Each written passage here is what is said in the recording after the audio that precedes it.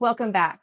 Today, we're talking about being human and speaking to ourselves with kindness. I'm Brittany Maxwell Tegmeyer. I'm Becky Rowlett. Thanks for joining us. Okay, Becky, speaking to ourselves with kindness. What do you have on this topic? Speaking personally, it's a minute by minute thing. I really believe that. Totally. We are all human. We all make mistakes. We will forever be making mistakes. And acknowledging that is huge, especially with perfectionists, because there's that belief that if I do this or if I do this, and then there's that crash and disappointment and Mhm. shame and everything that comes with it.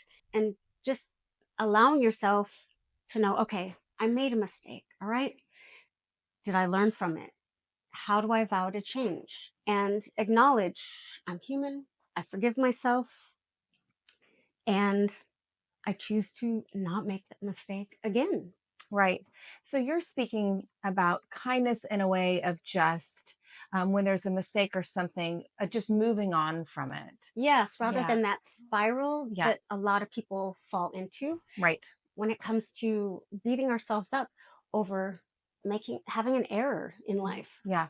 What do you think about positive messages? There are people that like put sticky notes on their doors or their Mhm. mirror or leave them for other people. What do you think about that sort of kind of, I don't know what it is, maybe a message of positivity. I'm not sure kind of what the word is to Oh, describe that. But yeah. how do you feel about those? What do you think?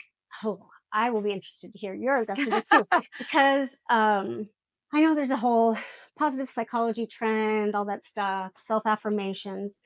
Um, Personally, I don't go the whole positive affirmations route.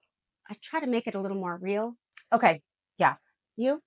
Yeah, it feels a little trite Yeah. and seems a little forced. And so, I guess what I'm wondering is when we're talking about speaking to ourselves with kindness, we're really not discounting that Hmm. idea of affirmations, daily talk, but we're really talking about doing something deeper or going a little bit beyond that to encounter the same amount of grace that we give others Yes. to ourselves. Yes, exactly. Yeah. And what I encourage clients to do is like, what would you say to a friend or a loved one? Like, why do you feel that you don't deserve that grace or that forgiveness in being human? Right. Yeah. Yeah. And so that idea of kindness really comes down to this general sense of having compassion and understanding for ourselves. Yes. And I often find if we can sit with that, or the people that I'm working with can sit with that and have that for themselves, their capacity to have that for others is often greater Yes. because they're not overextending themselves beyond themselves. They are really, it's they have the source within them to really give good stuff back to others. And with that comes listening to yourself and kind of developing an awareness of, oh, okay, what am I telling myself? That Mhm. little voice or inner critic, like, is this helpful or hurtful to myself? Really?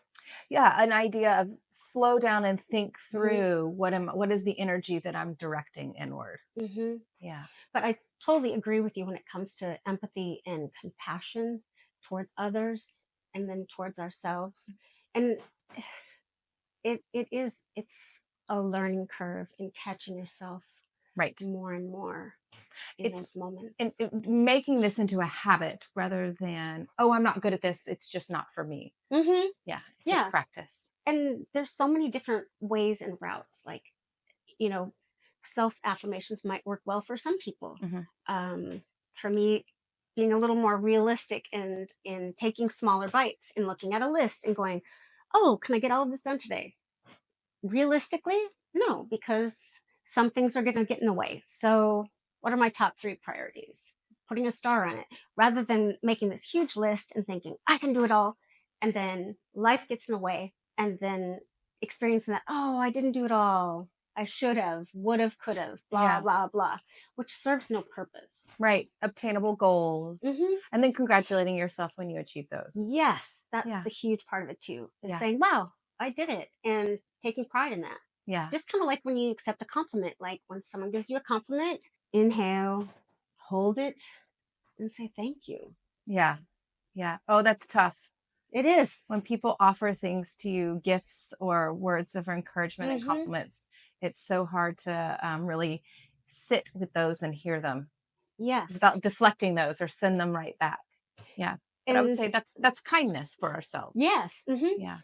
And, with that kindness for ourselves, when it rings true, recalling those things. If you Oh, yeah. trust and really honor that person that's giving you the compliment, Hmm. when you're in that mode of starting to spiral and start feeling bad about myself.